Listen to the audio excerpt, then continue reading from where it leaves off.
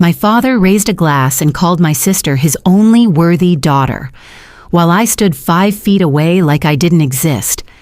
That was the night everything changed. Not because I broke down, not because I made a scene, but because something in me finally decided enough. But before we continue, please make sure to like, subscribe, and kindly drop a comment on the location from where you're watching. My name is Lena Moretti. Let me paint you the picture. 130 guests, champagne that cost more than most people's rent. My father at the front of the room in his Milan suit, looking like a man who has never once doubted himself and considers this a personality trait rather than a character flaw. I was near the back, by the door. Close enough to leave quickly, which, after 31 years of Moretti family events, was simply good planning. My father raised his glass. "Tonight," he said with the voice of a man who expects rooms to go quiet when he speaks, and they always do. "I am proud to introduce the future of the Moretti Empire, a woman who has worked, who has prepared, who has demonstrated everything this family stands for." The room waited. I waited. My only worthy daughter. He said it exactly like that. Only worthy. Not eldest. Not brilliant worthy. As if the word had been chosen specifically. As if it had an audience of one, standing near the back by the door, holding a champagne glass she hadn't touched. Isabella stepped forward in a dress that had been chosen for this moment. The room erupted. My father beamed. So my mother stood at the edge of the portrait the photographer was already arranging and found my eyes once across the room. The apologetic look she had perfected over decades, the look that said, "I see this and I'm sorry and I'm not going to do anything about it." I looked away first. I was not introduced. I was not mentioned. I was not gestured toward, nodded at, or included in the family portrait.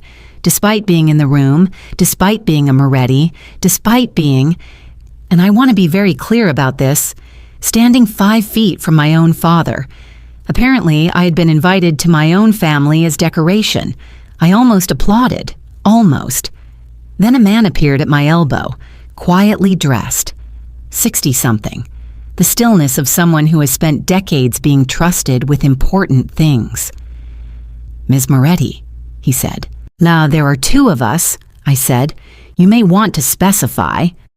"I meant you," he said. He offered his card. "Victor Hale, Estate and Corporate Law. Your grandmother saw something in you, something this room clearly hasn't found yet." He glanced toward my father, still basking. "When you're ready, I'd like to meet." He moved back into the crowd. I looked at the card. I looked at my father. I drank my champagne. And something that had spent 31 years learning to stay quiet decided on that particular evening that it was done being quiet. Here's the thing about growing up as the overlooked one in a powerful family. It doesn't feel like a conspiracy. It feels like weather. Just the persistent, low-grade reality of a world arranged around someone else's idea of what matters. Last I was 7 when I first heard the word slow. A teacher. Parents' evening, the careful language of someone delivering information they consider unfortunate. My father came home from that meeting and was disappointed in a way he didn't bother to hide, which was, at least, honest. Alessandro Moretti had many flaws, and pretending he wasn't disappointed wasn't one of them. I was not slow. I was thorough. I noticed things. I turned problems over until I understood them properly, rather than until they looked manageable. I asked questions before I made decisions. In any other context, these would be called strengths. In the Moretti household, they were called hesitation. They were called difficult. They were called at a board-adjacent family dinner when I was 24 and had raised a concern about a financial decision. Not really Lena's area, is it? 12 people at that table. 11 of them laughed. I sat there and thought, noted. Isabella was everything I wasn't. Quick, polished, decisive in the specific way of someone who has been trained to perform decisiveness. She was groomed from early. The right schools, the right internships, the right introductions at the right events. She was brilliant, genuinely, and the grooming had done what good grooming does. It had made her brilliant in the shape my father needed, rather than the shape she might have chosen for herself. She loved me, in the incomplete way of someone who has been handed so much of a family's focus that they don't have much left to give sideways. I loved her too, in the way you love someone you've been slowly losing to the version of them that someone else constructed. Like the one person who had always seen me clearly was Nonna Alara. She had run this company for 11 years. She was the one who had built the real bones of what my father was now presenting as his empire. She had pulled me aside at family gatherings my whole life and spoken to me with a directness that nobody else offered. "You see things," she told me once when I was 19.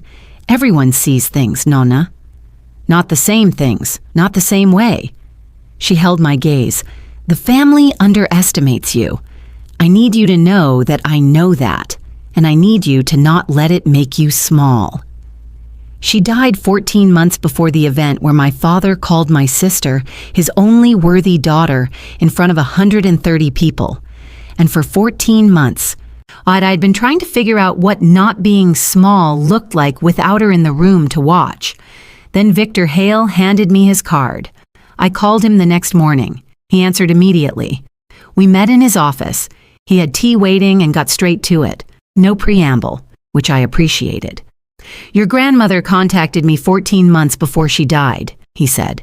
"She'd been watching your father's management of the company for years. She was concerned." "About the business?" "About the business. About you. About what would happen to both when she was gone." He opened the folder on his desk.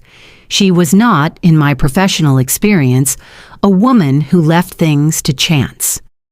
He talked for 40 minutes. I did not speak once. What he told me rearranged everything. Nonna Alara had 12 years before her death. I quietly established a private trust. She had done it carefully, in the way of a woman who understood exactly what she was doing and why. The trust contained her original family shares in the Moretti Company, the founding shares, the ones that predated my father's management, the ones that had never been part of any restructuring because she had never allowed them to be. 51% of the original holding, left to me, not split, not conditional on my father's approval or my performance at family events, or whether I was considered leadership material by the man who had stood in a room the previous evening and announced his only worthy daughter to 130 applauding guests. To me, quietly, entirely. She left me controlling shares, I said. Yes, and my father doesn't know. He knows a trust exists. He doesn't know the contents. Alara was very precise about disclosure. Why didn't she tell me? Victor looked at me steadily. She said, and I wrote this down because I had a feeling it would matter. If Lena knows before she's ready, she'll try to use it to earn their approval. I need her to find herself before she finds out she has power. I sat with that. 14 months of not knowing, of standing near the back of rooms by the doors, of only worthy daughter landing in a crowd of 130 while I held an untouched glass of champagne. What else? I said. 2 things. Victor's voice shifted slightly. The first is the company's financial position, the real one. Not the one your father has been presenting to the board. Show me. The second, he paused, is what your sister knows. I looked up. Isabella found the financial discrepancies 18 months ago, he said. She brought them to your father. He told her they were handled. She didn't mention it again. The office was very quiet. She protected him, I said, or the position, possibly both. I thought about my sister at the front of the room in her carefully chosen dress, the future being handed to her without anyone mentioning what was underneath it. Tell me the financial situation, I said, all of it. He did, and what I heard made me understand for the first time exactly how much was at stake, and exactly why Nonna had not been able to simply let this go. Here is the version that doesn't require a finance degree. The Moretti Empire looked healthy. Quarterly reports, investor communications, board presentations, all of it described a company performing solidly, assets appreciating, future bright. The truth was considerably more interesting. 3 properties listed as stable income producers were losing money.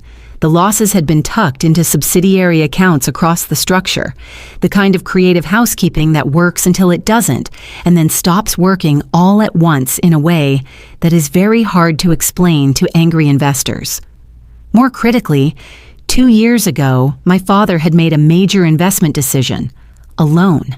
Then in a meeting that had been described in the minutes as a strategic planning session, but which had been attended by only 3 of the 9 board members, both his personal appointments plus one who had already told me over a cautious lunch that he had not fully understood what he was voting on. A significant sum from the company reserve fund had been redirected into a development project that was now badly delayed, worse costed, and not going to deliver what had been promised to the people who hadn't known they were being promised it. The company was not in crisis yet. The word yet was doing a lot of heavy lifting. How long? I asked. 6 months before it becomes visible to the full board, or 8 before it's impossible to manage quietly. And my father's plan for the board meeting next month? He's going to frame the delays as market conditions, the reserve fund position as strategic caution. He believes the board will accept it. Victor paused. They have, historically, accepted his framing. And Isabella will be standing next to him, I said, as the announced successor, as the face of this. Yes, I thought about that. My sister, who had found the thread of this 18 months ago and had been told by our father it's handled and had believed him, because believing him was easier than the alternative, because she had spent her whole life being trained to trust him, standing at the front of a boardroom next to a plan that was going to unravel. Not because she was complicit, because she was exactly where he needed her to be. I need to talk to her, I said, before anything else. She met me for coffee on a Sunday. She arrived 3 minutes early in the careful, composed way she arrived everywhere, and I could see it immediately. The thing I'd been too close to see before. How much energy it took her to maintain that composure. How much of herself she spent every day performing the version of Isabella that was expected. We ordered. We did 5 minutes of surface conversation. Then I put my coffee down. I know about the financials, I said. I know you found them 18 months ago. I know what Dad told you. She went completely still. Victor Hale, I said. Her expression cracked, just for a moment. Something underneath the composure. Not guilt, exactly. Exhaustion. The deep is accumulated exhaustion of someone who has been holding something they shouldn't have been asked to hold. He was Nana's lawyer, she said carefully. He still is, in a sense. What does that mean? I told her. I watched her face as I did it. The way the information arrived in layers. First the surprise, then the recalculation, then something deeper. She left it to you, Isabella said. Yes. Not split, not just you. Yes. She looked at her coffee. He's been using me, she said quietly, not as accusation, as recognition, like a woman finally seeing the shape of something she'd been standing too close to. The event, the presentation. He needed a face for something that wasn't stable, and he needed the board to believe in the succession. And I was Isabella. I was convenient, she said. The cafe was full of ordinary Sunday noise around us. Someone's kid laughing, the hiss of the coffee machine. You were protecting someone you loved, I said, with the information you had. That's not stupidity. That's loyalty being used against you. I should have pushed harder. He told you it was handled by the man who'd spent your whole life teaching you to trust his handling of things. I held her gaze. You believed your father. That's not a character flaw. She was quiet for a long time. Then, Lena, I'm sorry. For which part specifically? For, She pressed her hand flat on the table, the gesture of someone steadying themselves. For watching him dismiss you for 31 years and not saying anything. For being the one he praised while you were the one he... She stopped. Isabella. I saw it. I always saw it. And I told myself it wasn't my business to... You were also inside it, I said. You weren't free either. You were just in a prettier cage. She looked at me. First with shock, then with something that was almost, very almost, a laugh. That's accurate, she said. Come to the board meeting, I said. Don't do anything. Don't say anything, just be there, knowing what you know. She looked at me for a long time. Okay, she said. We drank our coffee.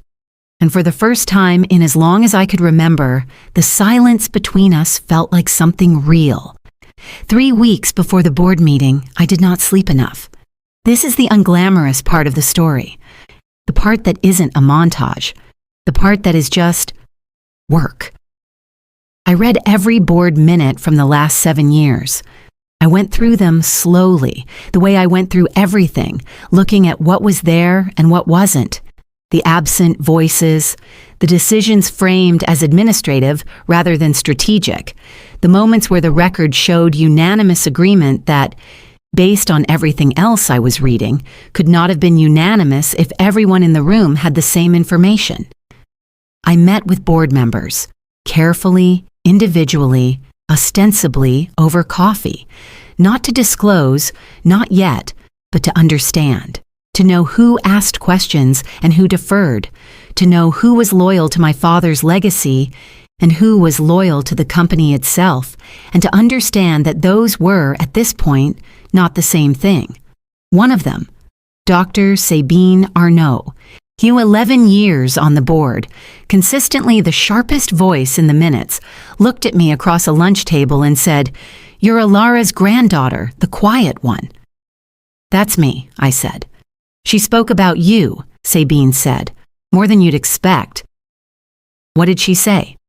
"That you were the one who would understand what the company was actually worth." She paused. "Not the valuation, the worth." "I think I'm beginning to," I said. The remediation plan took a full week, not the exposure.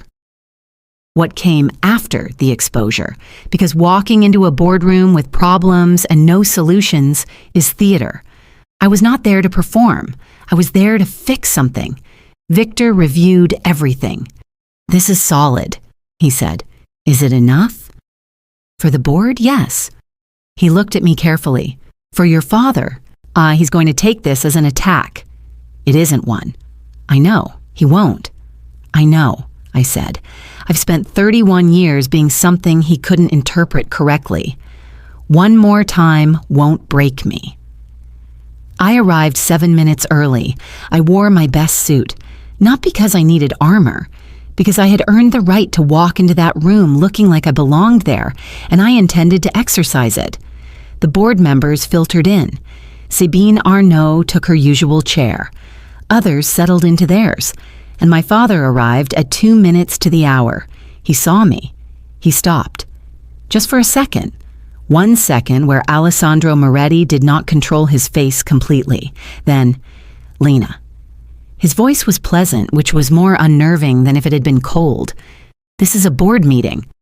"I know," I said. "No, it's not." "I'm a shareholder," I said, "with sufficient holding to attend.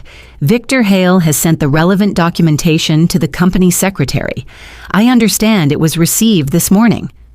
Mrs. Johansson, 16 years with the board, unfailingly precise, gave a single nod. "The documentation is in order." My father looked at me. Something moved behind his eyes that I had not seen before. Not quite alarm, not quite recognition. The look of a man encountering a situation he did not plan for, which was, I had come to understand, a situation my father had very limited experience with. The door opened. Isabella walked in. She took the seat beside me. My father looked at his 2 daughters, both of them, together, on the same side of the table. For the first time in my memory, Alessandro Moretti did not know what to say next. "Shall we begin?" Sabine said pleasantly. "My father's presentation was excellent. I want to say that clearly because it would be dishonest not to. He was a man who had built something real, and the presentation had the surface quality of real confidence, because underneath the performance, there was genuine knowledge. He spoke about market conditions, strategic positioning, the development project as a long-term asset navigating its current phase. He was 3 slides from the end when Sabine Arnaud raised her hand. "Alessandro, before you continue, I'd like to understand the subsidiary structure for the Marchetti Street properties. The Q3 figures are inconsistent with the previous year, and the note in the accounts is..." She paused. Not as clear as I'd like." "Happy to clarify offline." "I'd prefer now," Sabine said in the voice of a woman who has been in rooms like this for 11 years and has no patience left for offline. Silence. "I can speak to that," I said. My father turned to look at me. The whole room turned to look at me. And here is the moment I want to tell you about. Not the documents, not the numbers, not the legal structure, but the moment just before I spoke, when I felt the full weight of 31 years of not quite, of dinner tables and portfolio reviews, and a toast where 130 people applauded while I stood 5 feet away like I didn't exist. I felt all of it, and I sat with it for exactly 1 second, and then I let it go. Because I wasn't here for that. I was here for the company, for Nonna, or for Isabella standing in a pretty cage someone else had built, for the truth, which had been sitting underneath the surface of everything for years and deserved to be above it. "The Marchetti Street properties have been underperforming for 3 consecutive quarters," I said. "The losses have been distributed across subsidiaries, accounts 7 and 9 in the appendix, pages 34 through 37. Victor read the number, clearly, without drama. Several board members reached for the appendix simultaneously. "I'd also like to address the reserve fund redirection," I said, "and the development project, and I've prepared a remediation proposal, specific, costed, implementable, which I'd like the board to consider today." My father's voice, when it came, was control held together with significant effort. "One, you are not a director of this company." "No," I said. "I'm the majority shareholder. That's different and in this context, more relevant. This is not the appropriate..." "Alessandro." Sabine, quiet, final, the voice of someone who has made a decision. "I think we should hear this." I placed the documents on the table, the trust structure, the share certificates, the financial analysis cross-referenced and sourced, the remediation proposal. "The company is not in crisis yet," I said. "It will be in 6 to 8 months if the board continues making decisions without the full picture. I'm not here to assign blame. I'm here because this company was built by my grandmother over decades, and it is worth saving." I looked at the 9 faces around the table. "What I'm proposing is a specific set of corrective measures, a revised oversight structure, and a path forward that gives everyone in this room what they actually need: accurate information." Sabine was already reading. My father was looking at me. And I want to tell you exactly what was on his face, because it was not what I had imagined for 31 years when I let myself imagine this moment. It was not rage. It was not contempt. It was the expression of a man who has been completely, fundamentally wrong about something, and who knows it in this moment and cannot argue against it, because the evidence is on the table in front of 9 people he has spent years managing, and every single one of them is reading it. For the first time in my life, in that room, at that table, in front of the board of the company he had made me feel was never mine, Alessandro Moretti had nothing to say. Nothing at all. I had imagined satisfaction. What I actually felt was something quieter, something that felt less like winning and more like arriving somewhere I had been walking toward for a very long time. I'd like to call a vote on the oversight structure, Sabine said, if the board is in agreement. 7-2. We found each other outside, my father, Isabella, me. In the corridor of the 14th floor while the building hummed its ordinary afternoon business around us. He looked at me for a long time. Your grandmother planned this, he said. Yes. How long? Long enough, I said. She was watching. She was worried, and she trusted me to do something useful with what she'd seen. He looked at Isabella, and I watched something move across his face that I had not expected, not anger at her, but something more complicated, and the specific pain of a man who has used someone he loves without fully understanding that he was doing it. I wanted to build something that would last, he said. It came out differently than I expected, quieter, truer. I thought I knew what that required. I know, I said, and some of what you built is real, but you built it on a foundation of bad information and the wrong person next to you. I looked at him steadily. I'm not here to destroy it. I'm here to make it stable. That's the part Nona trusted me with. She should have talked to me, he said. She should have. She did, I said. You told her she was being sentimental. He went quiet. Isabella beside me said nothing, but her hand found mine briefly, the language of sisters, abbreviated and complete. There's a role in the proposal, I said to my father. Chief Operating Officer, board accountable.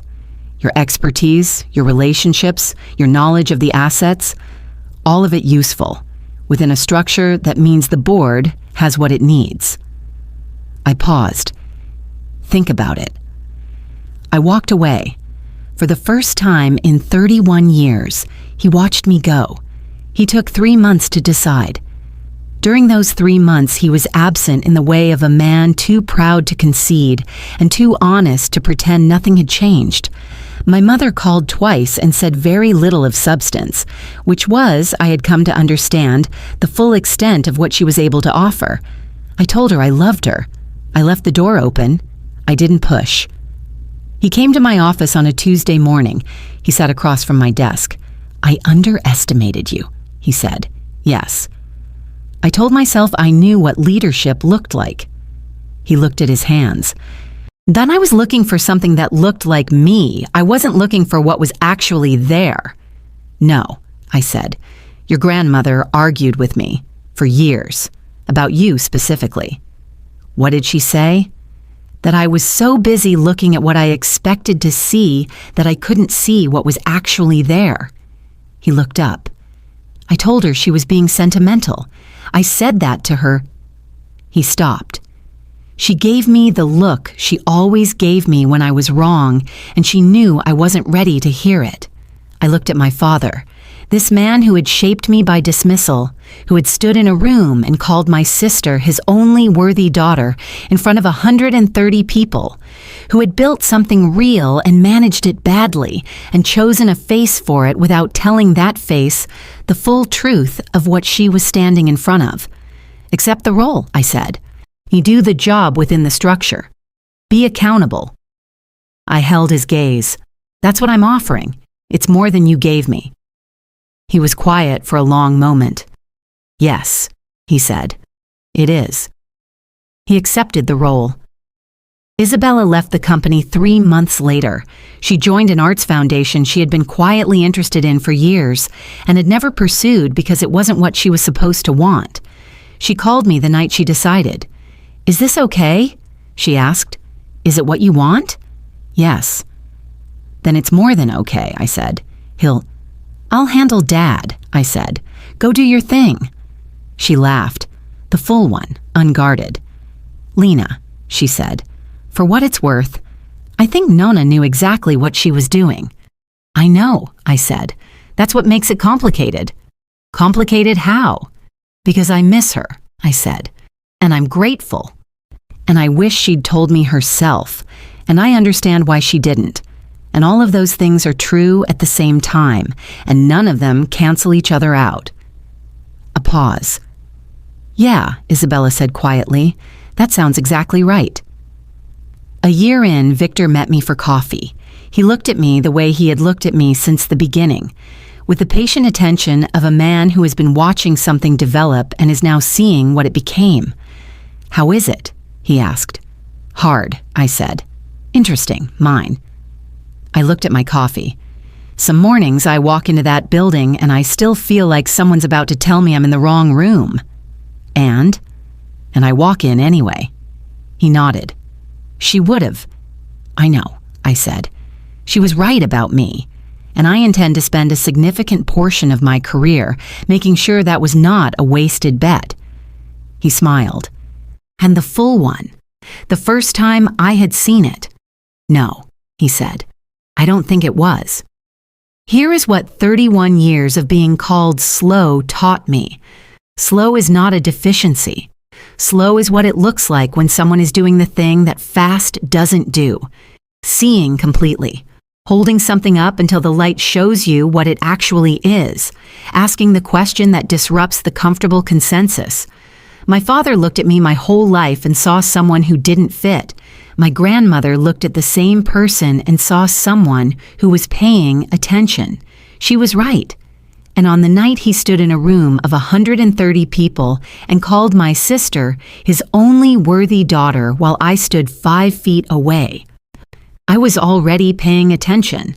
I just hadn't decided what to do with it yet. Turns out the answer was everything. Or they called me slow. But I was just seeing what they couldn't. And when I finally showed them what I saw, for the first time in my life, my father had absolutely nothing to say. If you enjoyed this story, please support us by subscribing and kindly drop a comment on the location from where you're watching. Thank you.